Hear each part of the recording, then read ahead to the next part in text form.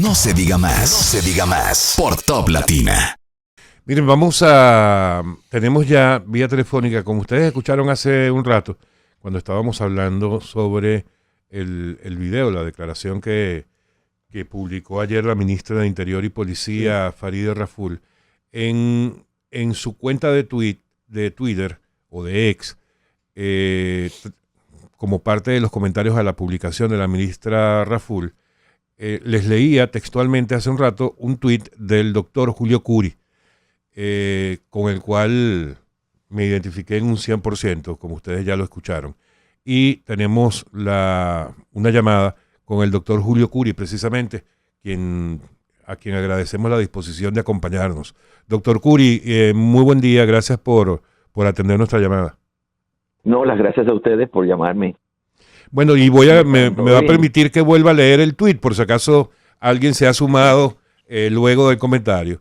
Dice el doctor Curi en su tuit de ayer: la libertad de expresión sin regulación es abono de la calumnia que de la mano de la extorsión menudea en plataformas digitales.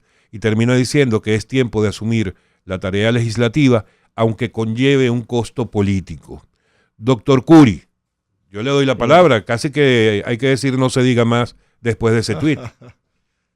Sí, mira, hay quienes llaman al proyecto de ley que se ha presentado la ley Mordaza, un proyecto de ley Mordaza, y eso es desconocer la orfandad con respecto a este tema que acusa nuestro ordenamiento jurídico. Primero que nada, las libertades, el único derecho fundamental, el único de todos, es la dignidad.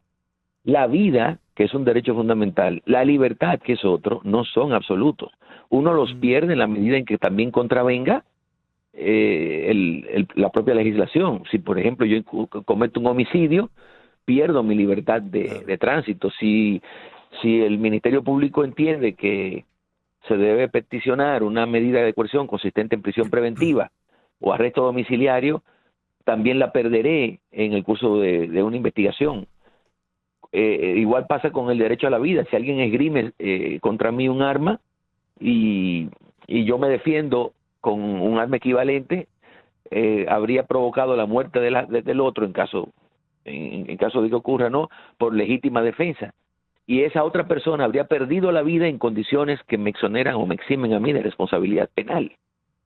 Ven, no se trata de derechos absolutos. Ocurre lo mismo con la libertad de expresión, que la gente cree que porque en la... Lo perdimos un momento, doctor. Anda. Ahora sí, la gente cree, perdón. Digo, la gente cree que porque en la Constitución se consagre la expresión, el derecho a expresarnos como libertad, se trata de una prerrogativa absoluta, sin restricción, sin límite, sin techo. Y están equivocados. Bastaría leer el párrafo del artículo 49, donde se dispone que el ejercicio de la libertad de expresión tendrá como límite el derecho al buen nombre, a la dignidad e imagen propia de las personas. Entonces, quieras con respeto a esos otros derechos que también son fundamentales: el derecho al buen nombre, el derecho a mi imagen, el derecho a la dignidad, el derecho a la honra, que es lo que no está sucediendo en esta parte, porque las redes sociales, las plataformas digitales no tienen filtros. Los medios de comunicación tradicionales sí los tienen, pero no las plataformas digitales. Se presenta en un canal. Estamos perdiendo la grabación. Hay momentos en los que lo perdemos por un par de segundos, doctor. Mientras consigue ubicarse en algún espacio de mayor señal, le hago una pregunta, espero que esté escuchando. ¿Hay manera de garantizar esos otros derechos al buen nombre y a la honorabilidad sin censura previa? Pero es que nadie está pretendiendo. La censura previa es prohibirle a una persona hablar sobre un tema en específico de antemano. Ese proyecto de ley no está prohibiendo que nadie hable, que nadie se exprese. Y ojo, yo no estoy de acuerdo con el proyecto tal como está concebido, porque hay áreas neurálgicas que han sido marginadas, como las plataformas digitales. Ya lo denunciaba el expresidente Fernández en un artículo que publicó el lunes pasado en el Listín Diario. Entiendo. Ahora, ¿Entienden? doctor. No hay al día de hoy que garantice con eficacia y con poder disuasivo para que los demás se desmotiven a seguir calumniando a otros. En la actualidad no lo hay. Yo decía en una entrevista que se me hizo hace poco tiempo que la propia administración, este propio gobierno, me contrató el pasado año para yo preparar un proyecto de ley que regulara la libertad de expresión a través de las redes sociales y plataformas digitales. Y yo viajé a Colombia, viajé a España y traje la mejor doctrina al respecto y preparé durante 2 meses ese proyecto, que no es el que se ha presentado. Y les digo, en esos otros países, Alemania, Francia, España, en fin, países ya con un nivel de desarrollo, y Colombia, Argentina, existen las llamadas medidas cautelares y las llamadas medidas autosatisfactivas. Y ustedes me preguntarán, ¿pero de qué se trata eso? Bueno, si hoy, como todos hemos visto, Farideh, que ha sido objeto de una calumnia vulgar, que no necesita siquiera pasar por el rasero de un juicio para saber que se trata de una calumnia, porque independientemente de que el hecho no haya ocurrido, no hay necesidad de revelar aspectos de la vida íntima de nadie, porque eso no hace cosa verdad, eso no constituye ni siquiera la excepción de la verdad que te liberaría a ti de responsabilidad penal. Las medidas autosatisfactivas en España, por ejemplo, son cuando en los casos de extrema urgencia, de intrínseca urgencia, una persona le solicita al juez inaudita parte, es decir, sin celebrar proceso y sin que la otra parte lo sepa, que ordene la eliminación del contenido. Y yo les pregunto, si eso existe en otros países, ¿por qué nosotros no lo podemos también tener? Pero ¿y bajo el criterio de quién se decide si el contenido es nocivo o no? Aquí es indiscutible, doctor, pero uno de los temores que se tienen, hemos visto cómo ha impactado en distintas democracias, tan cerca como en Estados Unidos, y cómo influye el tema de la libertad de expresión. Podemos citar el caso del New York Post y el escándalo de la laptop de Hunter Biden, que resultó ser cierto. Al New York Post se le eliminó esa publicación en distintos medios, incluso en su medio, y eso no permitió que impactara de alguna manera en el proceso electoral del 2020. Entonces, es compleja la posición, que yo estoy seguro que usted lo sabe. Bueno, no, sí, pero yo no me refiero ya a aspectos que sí pueden ser contradictorios, porque para eso sí existirían las medidas cautelares, en las que sí hay que poner en causa a la contraparte para que se debata la pertinencia de que el juez ordene la eliminación de la información falsa, inexacta o que sea agraviante. Pero aquí estamos hablando de cosas que se dicen que son a ojos vista atentatorias contra los derechos personalísimos. Porque que yo, digamos, esté íntimamente con una persona de mi propio sexo, ¿a quién le importa? ¿En qué contribuye eso? No hay problema de nadie, claro.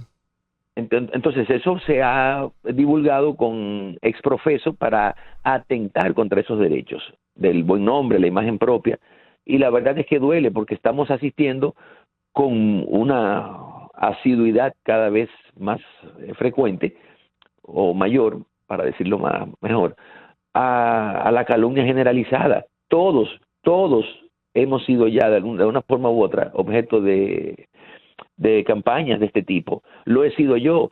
Y ustedes me preguntan, ¿por qué tú no has procedido contra esto o aquel otro que se ha puesto a decir porquerías de ti? Porque hay que aterrizar 4 años en Ciudad Nueva.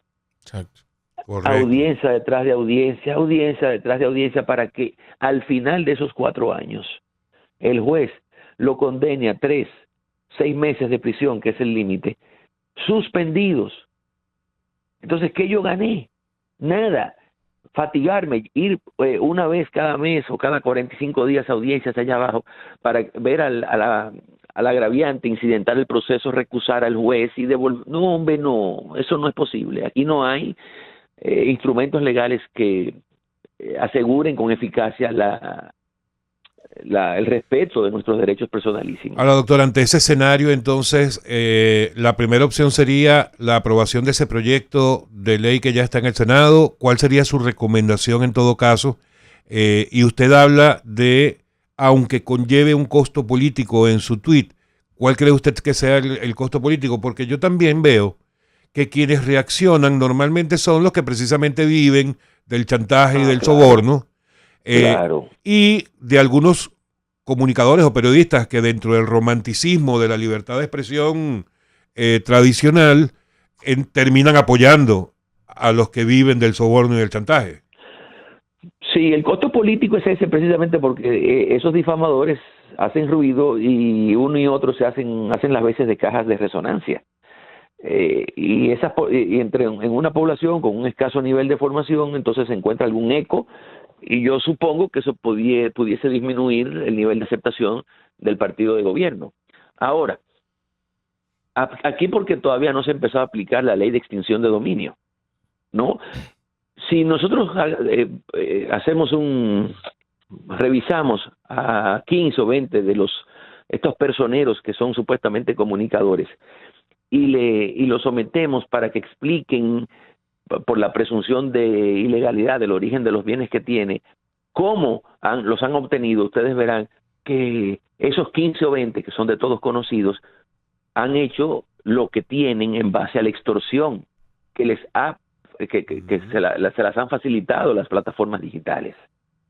Ninguno de ellos, hagan memoria de qué vive de qué vive aquel otro, de qué. Piensen, todos viven de la extorsión, porque cuando no es que dicen esto de nosotros para pellizcarnos, es porque los funcionarios, por eso decía Inés Aispun hoy en su columna,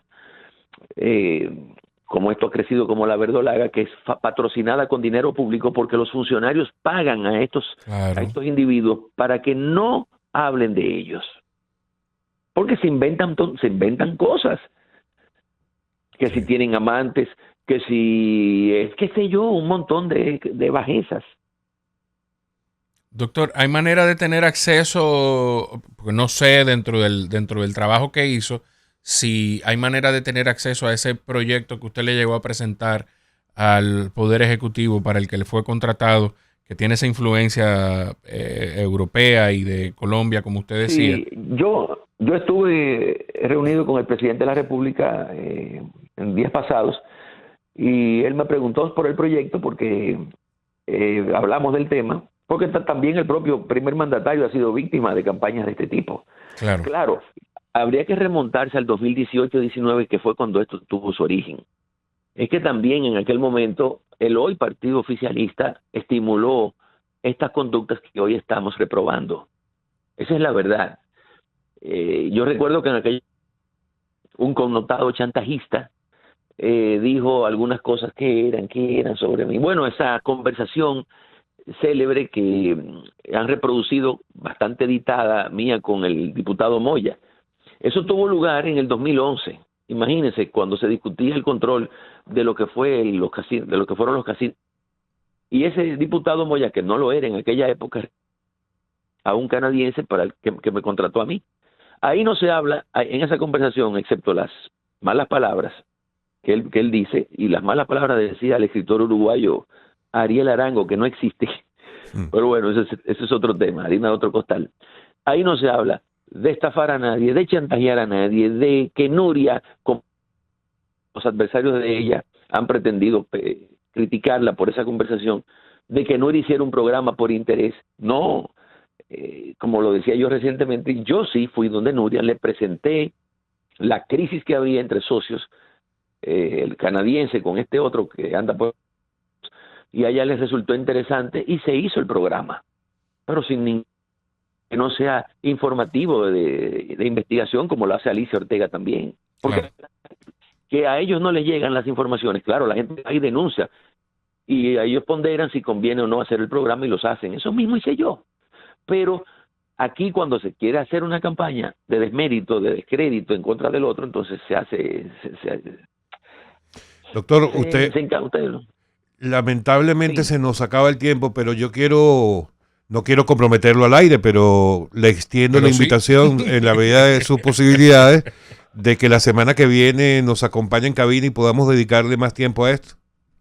Claro, cómo no, con mucho gusto. Bueno, nuestras productoras le contactarán para ello. Muchísimas gracias por la disposición de siempre. Y si a través de la producción nos puede hacer llegar el proyecto, doctor, me encantaría leerlo. ¿Cómo no? Gracias. De acuerdo. Bien, amigos, ha sido el doctor Julio Curi con nosotros vía telefónica. A propósito de su comentario ayer en su cuenta de X o de Twitter. No se diga más. No se diga más. Por Top Latina.